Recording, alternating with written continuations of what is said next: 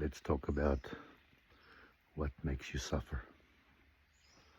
Why do you suffer so much? And we'll say that there is this thing called the ego, which is your sense of self in the world.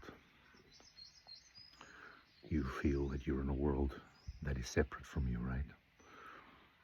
But you are in it, and that sense of self is the ego. And there's nothing wrong with it. It's happening. People talk about killing the ego. No, you can't. The only thing that can talk about killing the ego is the ego itself. And you can have moments where you're aware that the ego's influence has receded. Well, one way you know that is when you go to bed at night and you fall asleep and you're in dreamless sleep. Or maybe there are moments in life where something catches you and it's so sublime and so arresting, so enveloping that you forget about your sense of self and you are aware that you are part of something larger, and then you have the sense that maybe that's the truth. What we are suffering is the ego. We suffer our identification with it. It itself is fine, but it is not you. It is your sense of self. It is an experience. It is an appearance. It's like a dream, right? The dream makes you think that something's happening that centers around you, but there's actually nothing there. That's the ego. So it's fine. There's nothing wrong with it. It's like dreams at night. We don't think there's something wrong when we dream. It's beautiful. But when we actually wholeheartedly, sincerely believe that we are the ego, that sense of self is who we are, then you suffer because it's not true.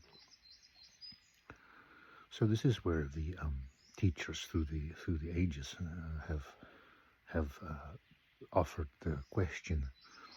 They call it the inquiry. When you suffer, the question is, who is the one suffering? Who is the one thinking these thoughts? A way you can start with this is you say, I don't want this. Why do I always want to be famous? Why do I always want to be rich? Why do I always want more? I don't want it. Really, it starts with who is the one who wants that? And then the question is, well, I don't want it now. If this is causing suffering, let's get rid of it. Then the question is, who is the one who wants to get rid of it? You see, it's still ego. And again, we'll be clear here. The ego is fine.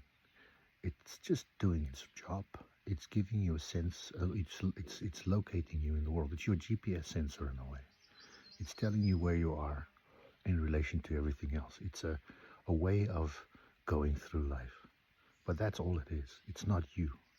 And as you keep asking the question, who is the one who's asking the question, just keep following it. Now, some say, okay, I have the answer. If you have the answer, it is just the ego playing a shell game. Because you can only know the ego you can only know the answer to that question from the perspective of having a sense of self in the world, right? And this may seem like a nonsense game. It may seem like a silly trick of mind. And in a way, it is a trick of mind. It is using the mind to look at itself. But the question is, when you do that, when you use this mechanism, I mean, it's hard for something to look at itself, right? It's hard for the eye to see itself. It's hard for the hand to touch itself, right? So this is a mechanism to allow a measure of that to occur. When you do that, what do you see? What becomes real? And that's the invitation. That's the inquiry. That's the inquiry.